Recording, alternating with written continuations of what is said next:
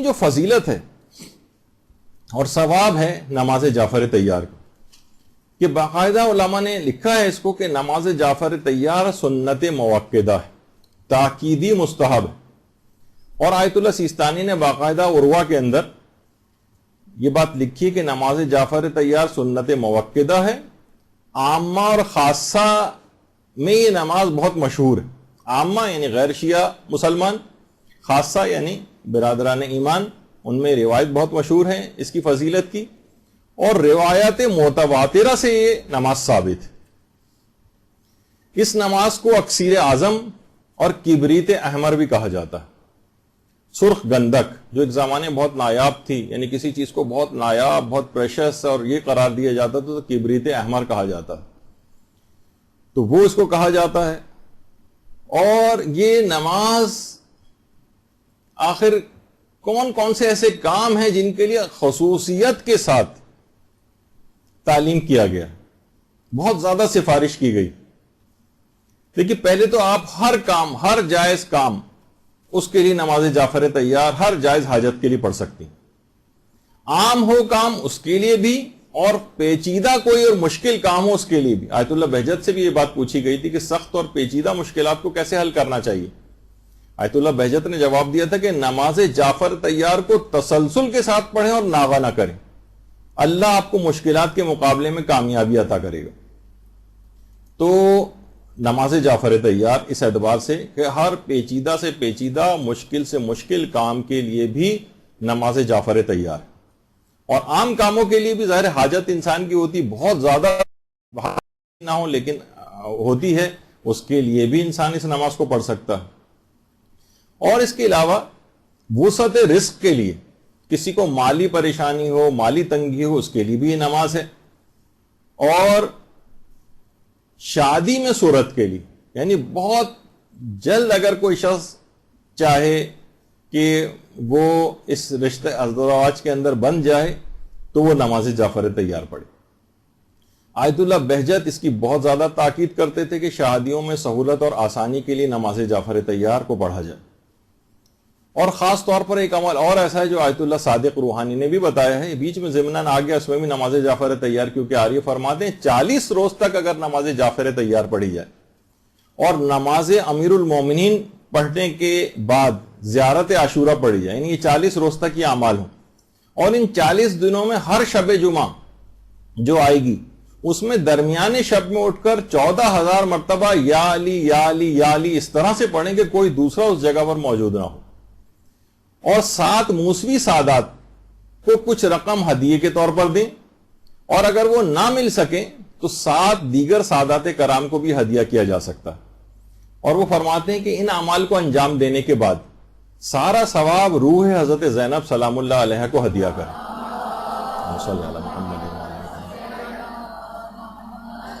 وہ فرماتے ہیں کہ بہت جلد شادی کے لیے عمل تجربہ شدہ ہے اور بہت تیز رفتاری کے ساتھ مدعا حاصل ہو جاتا ہے. نماز امیر المومنین آپ دیکھ سکتی ہیں، مفاتی وغیرہ کے اندر آپ کو اس کا طریقہ مل جائے گا، اور نماز جعفر طیار کا تو بھی آگے چل کر آ ہی رہا ہے. تو یہ بہت مجرب ہے. اس میں 40 روز تک نماز جعفر طیار بہت تیز رفتاری کے ساتھ اگر اس مدعا کو حاصل کرنا ہے تو انشاءاللہ بہترین رشتے آتے ہیں جن لوگوں نے اس کو تجربہ کیا ہے، اور بڑے بڑے علماء اور مراجع اس کی تاکید کرتے ہیں. تو آیت اللہ صادق روحانی کا، اور اس کے علاوہ ایک سورہ احزاب کا بھی عمل ہے، بیچ میں بات آ رہی ہے تو پیغمبر نے باقاعدہ تفسیر مجموع البیان میں جو 4 جلد میں بات روایت آئی ہے کہ جو اس سورہ احزاب کو ہرن کی کھال پر لکھ کر وہ اویلیبل نہ ہو تو عام کاغذ پر بھی لکھی جا سکتی، تنگ منہ کی بوتل میں رکھ کر گھر میں رکھے تو اللہ کے حکم سے اس کی بہنوں، بیٹیوں اور دیگر رشتہ داروں کی شادی کے لیے اچھے رشتے آئیں گے، خواہ وہ انسان غریب ہی کیوں نہ ہو. باقاعدہ روایت میں یہ بھی ہے. اور اس کے علاوہ سورہ طٰہٰ کے سلسلے میں بھی بات آئی ہے کہ ہمارے چھٹے امام جعفر صادق علیہ الصلوۃ والسلام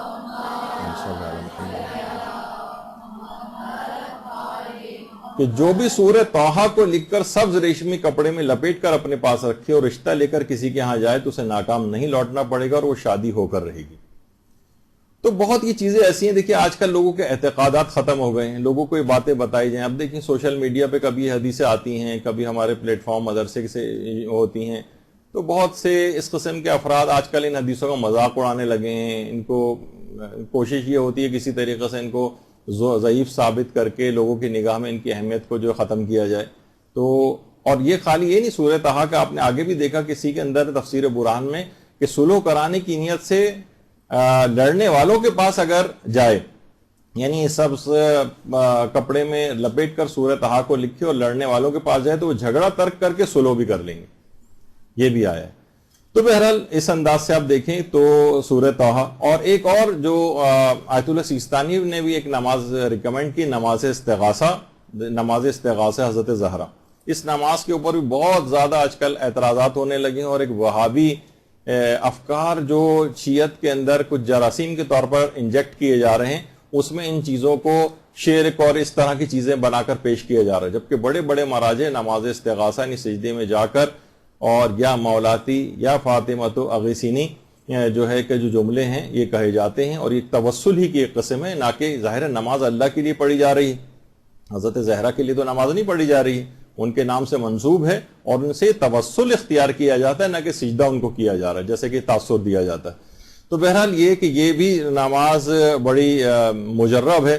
تو یہ بیچ میں کیونکہ اس کا تذکرہ آیا تھا تو میں نے کہا کہ 2-4 چیزیں اور بھی ساتھ ہی اس کے تذکرہ کر دی جائے. تو نماز جعفر طیار شادی کے سلسلے میں بہت جلدی اگر ہو تو یہ نماز بہت ہی زیادہ سفارش شدہ.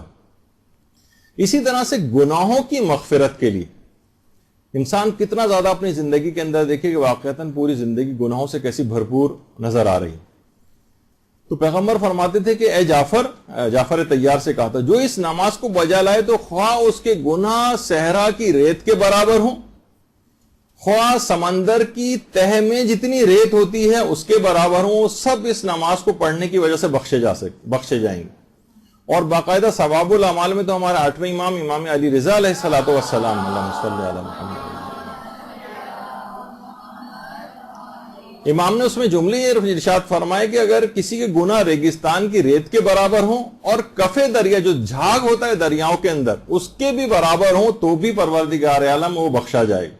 اور امام نے فرمایا یہ جو بخشے جانے والی بات ہے اور یہ جو اختصاص ہے اور خصوصیت ہے یہ ہمارے شیعوں کے لیے، یعنی یہ اگر اس نماز کو پڑھیں گے تو بخشے جائیں گے.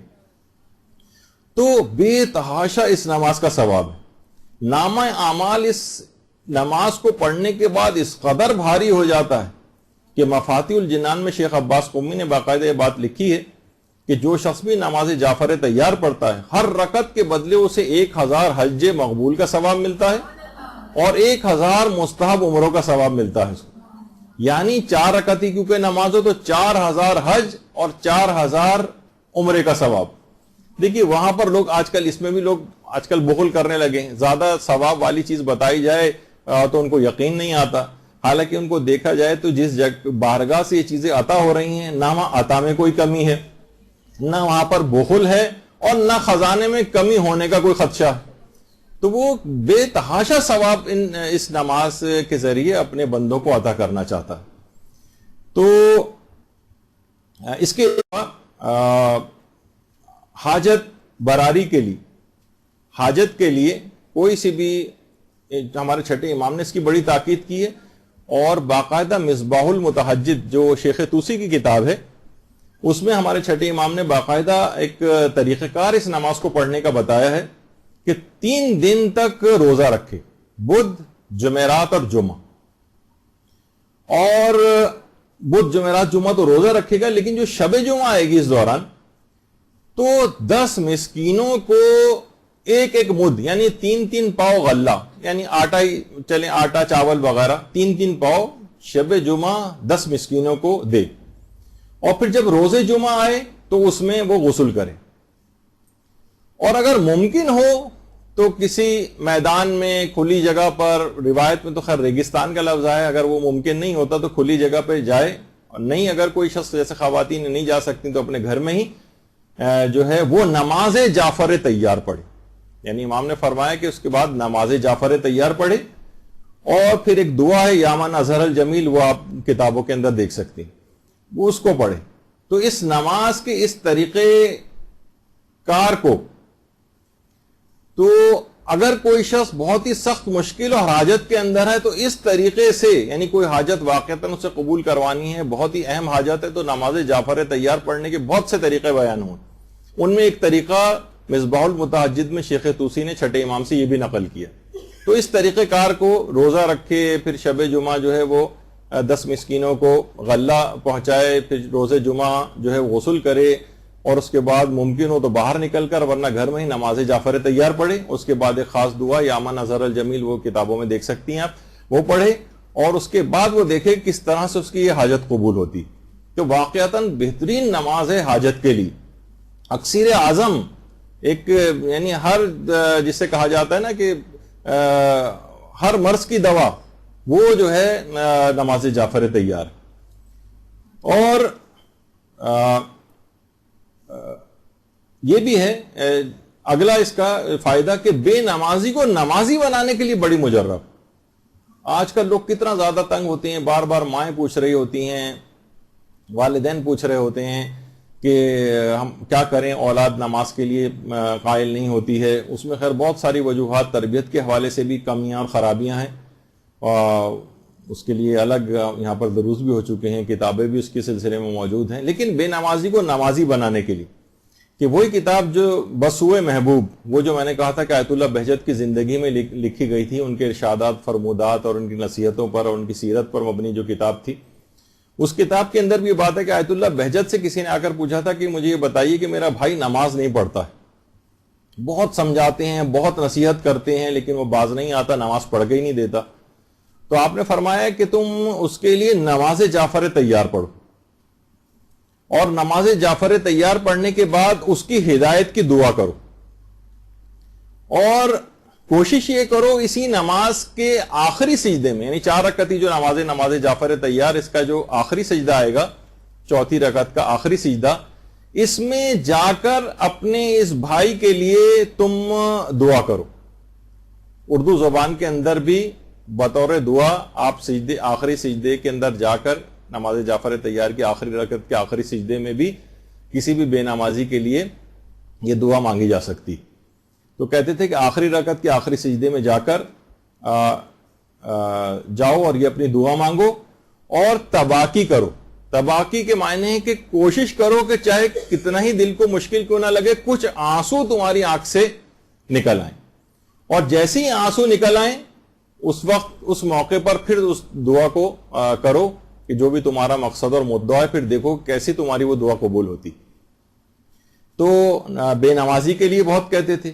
بلند مقامات کے حصول کے اعتبار سے بھی یہ نماز جو ہے, یہ صرف یہ نہیں کہ ہم صرف دنیاوی حاجات اور اس کے لیے انسان اپنے آخرت میں بلند مقامات کا حصول چاہتا ہے کہ میں دنیا کے اعتبار سے بھی اور آخرت کے اعتبار سے بھی بڑے مقامات کو حاصل کروں. کتنے افراد دیکھیے ایسے ہیں, اس پہ ہماری گفتگو ہو چکی ہے, کربلائی کاظم ساروقی, اور 2 سال پہلے ایران میں ان کے اوپر ایک فلم بھی بننا شروع ہوئی تھی, مجھے پتا نہیں اس کے بعد, لیکن شاید کوئی چھوٹا موٹا کلپ تو بن چکا ہے. کربلائی کاظم ساروقی یہ اس صدی کا معجزہ کہے جاتے ہیں. یہ بالکل ایک ان پڑھ شخص ہے. اس پہ ان کے حالات پر تفصیلی گفتگو ہمارے ہاں یا تو امام زمانہ علیہ السلام کے موضوعات پہ جو لیکچرز ہوئے ہیں,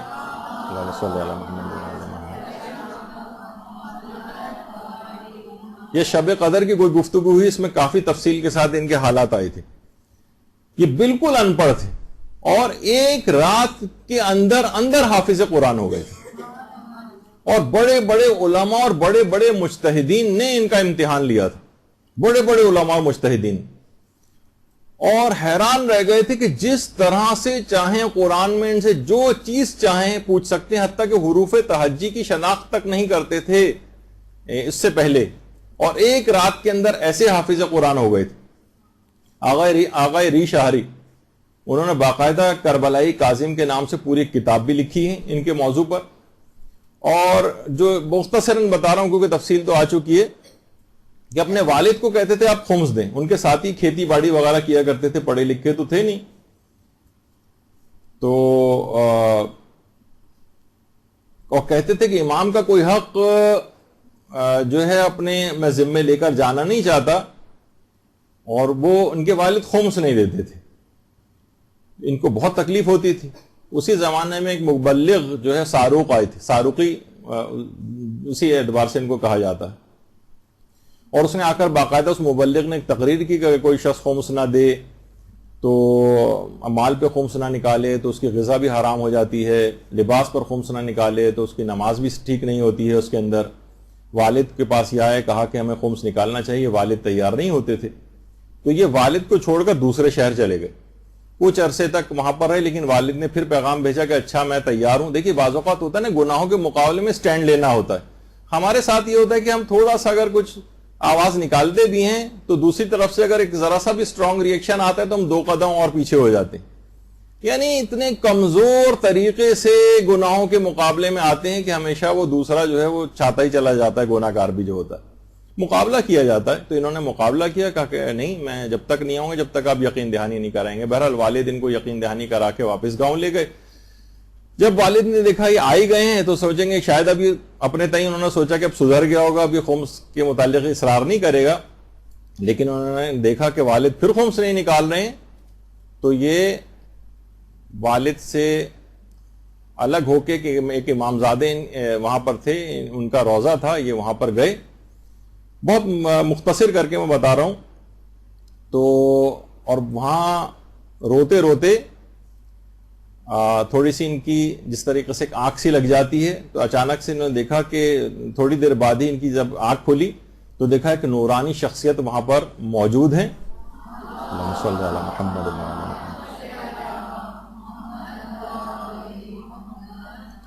اور اس نورانی شخصیت نے ان کے سینے پر ہاتھ رکھ کر سورہ آراف کی آیت نمبر 53 تلاوت کی. ثم استوى علی العرش والی جو آیت، کہہ رہے ہیں انہوں نے یہ صرف آیت ابھی پڑھی ہی تھی. کربلائی کاظم ساروقی کہتے ہیں کہ بے ہوش ہو کر گر پڑے، اور جب یہ اٹھے بے ہوشی سے تو مکمل حافظ قرآن بن چکے تھے.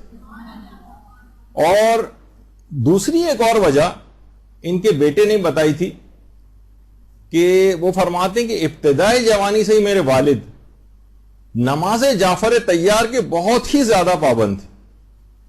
اس حد تک پابند تھے کہ سخت سردیوں کی راتوں میں نماز جعفر طیار پڑھتے تھے، اور شدید گرمیوں